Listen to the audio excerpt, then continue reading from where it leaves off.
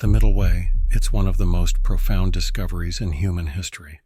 2,500 years ago, the Buddha found a revolutionary path to freedom, not through extremes, but through a radical new understanding. We all live between extremes, working too hard or not enough, wanting everything or giving up completely, holding on too tight or pushing everyone away. But what if there was another way? The story I'm about to tell you begins with the Buddha's discovery, but it doesn't end there. 700 years later, a brilliant philosopher emerged, the one they called the second Buddha, so influential. His ideas transformed an entire religion, and so mysterious. Legends say he learned wisdom from mythical dragons. This is the story of how the middle way evolved from a path between extremes into a revolution in how we see everything. My name is Peter, and today we'll explore how this ancient wisdom can transform your modern life.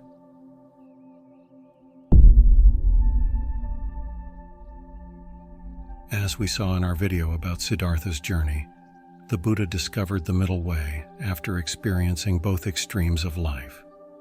From the luxuries of a prince to the hardships of an ascetic, until he found a different path. But what happened next is equally fascinating. The middle way began in India, but it didn't stay there. Like water flowing from a mountain peak, Buddhist wisdom spread in every direction. To the north, it climbed the highest mountains on earth. In Tibet, the middle way transformed. Monasteries became centers of philosophical debate, where monks would spend decades contemplating its deepest meanings. To the east, it crossed the Himalayas into China. Here, the middle way blended with Taoist wisdom, creating new forms of Buddhist thought that would later spread to Korea and Japan. Each culture it touched added its own understanding. In Tibet, it became a path of deep analysis and debate. In China, it merged with practical wisdom about harmony and balance. In the mountain kingdoms of the Himalayas, it shaped entire ways of life. During this remarkable spread of Buddhism, something even more profound was happening. A new understanding was emerging called Mahayana, the Great Vehicle. But what made it great? For the first time, liberation wasn't just for monks and nuns. It wasn't just for the specially devoted. It was for everyone. Mahayana taught that we're all connected in ways we can barely imagine. So true liberation must include all beings. This movement emphasized boundless compassion for everyone, wisdom that goes beyond words, and a path open to all. This was the world Nagarjuna was born into. At Nalanda University, where scholars from all these traditions gathered, in the heart of ancient India, a place where thousands of monks from across Asia came to study, he saw something revolutionary. The middle way wasn't just a path between extremes, it wasn't just a meeting point of different cultures. It was a key to understanding reality itself. Legend tells us he retrieved sacred texts from the realm of the Nagas, mythical serpent beings of great wisdom. While we can't verify these stories, they capture something true. His insights seemed to come from depths no one had explored before. And so began a new chapter in the story of the middle way.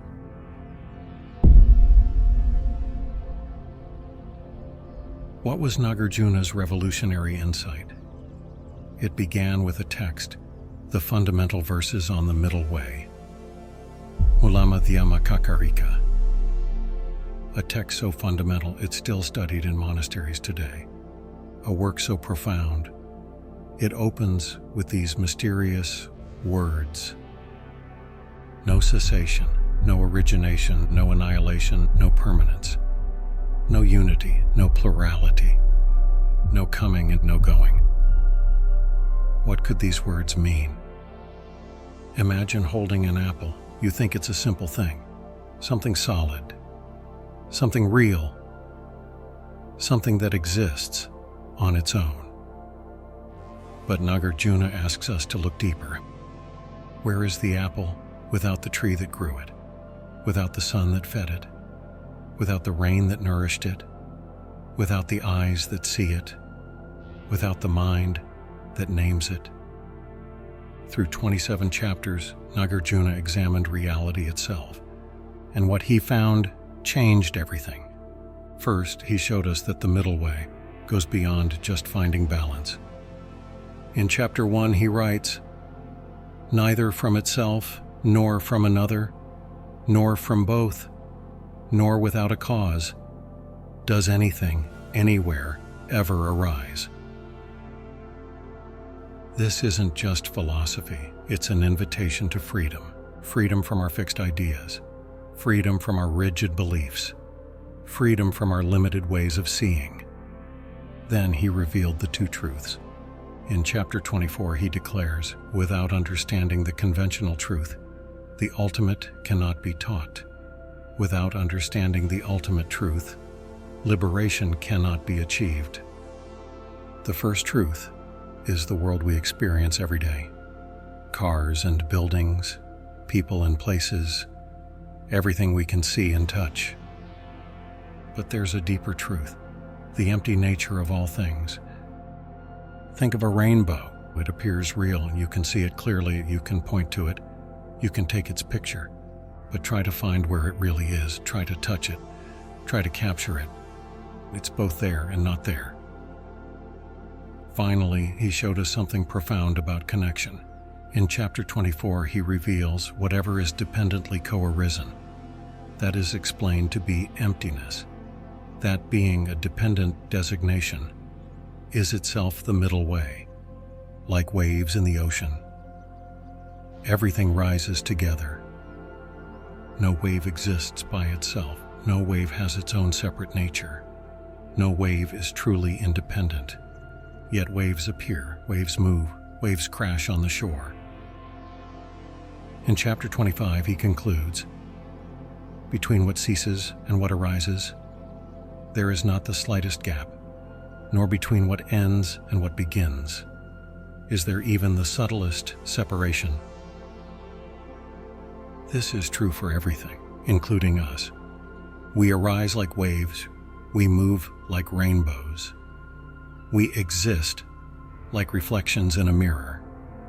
This was Nagarjuna's revolution.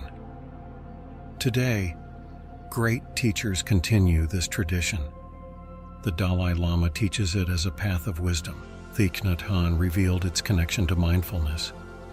And scholars like J. Garfield help us understand it in modern terms. Different Buddhist tradition, each see something precious here. Zen finds the empty nature of mind. Tibetan Buddhism explores deep analysis, while Pure Land traditions discover the nature of faith itself.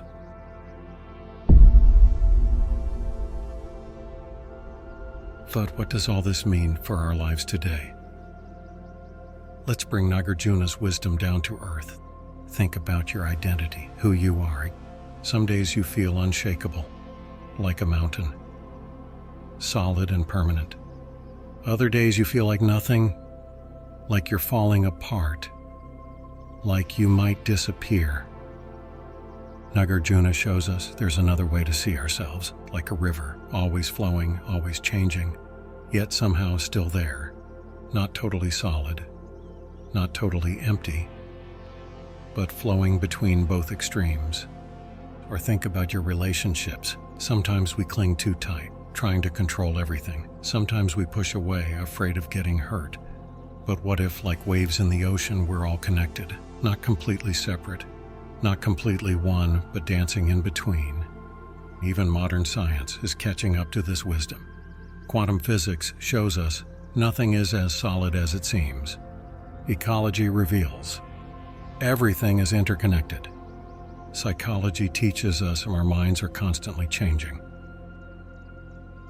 Let's look at 3 challenges we all face today. Social media, where we create perfect versions of ourselves or hide away completely. The middle way teaches us to be authentically present without getting lost in appearances.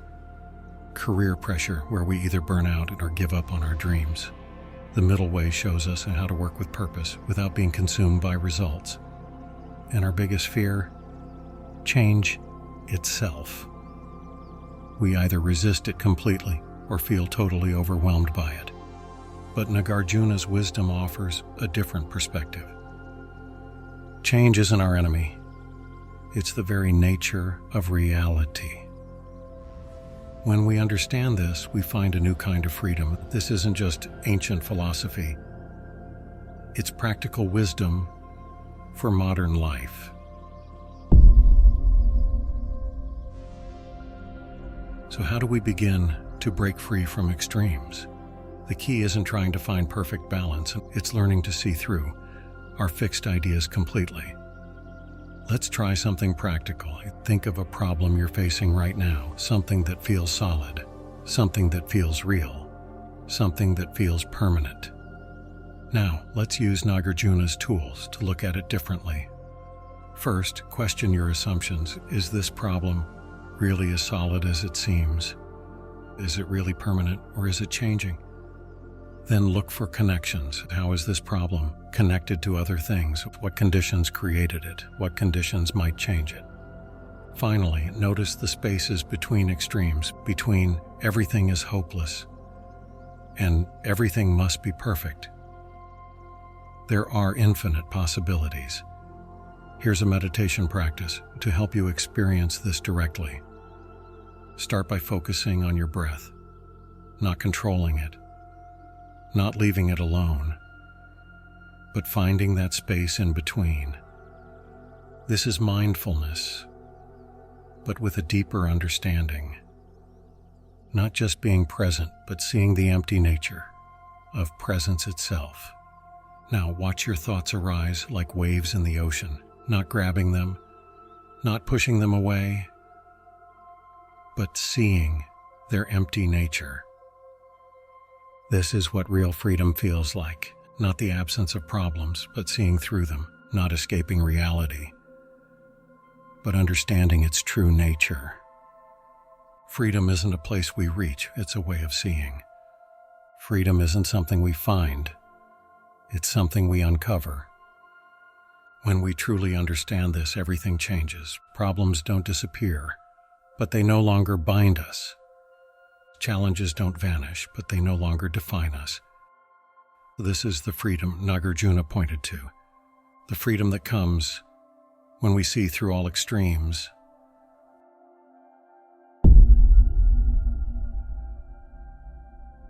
So how do we live this wisdom in our everyday lives? Let's start with a simple practice called both in thinking. When you catch yourself stuck between two extremes, pause and look for a third way. For example, you don't have to choose between loving others completely and protecting yourself totally. You can be both caring and have healthy boundaries. Another practice is watching how things change. Notice how your emotions, your thoughts, your experiences are always flowing, like clouds in the sky.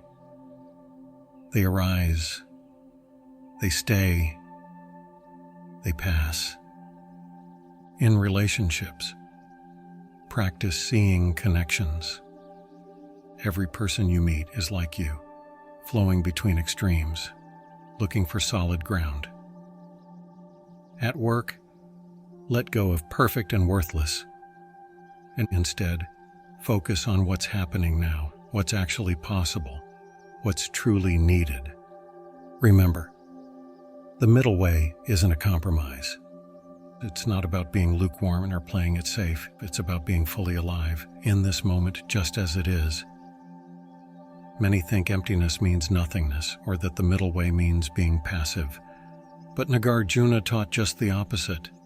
Emptiness is fullness, and the middle way is the most dynamic way of being. This is the gift of the middle way, not an escape from life, but a deeper way of living it. We began this journey with a simple idea, the Buddha's discovery of a path between extremes. Then Nagarjuna showed us something even more profound. The middle way isn't just a path, it's a completely new way of seeing.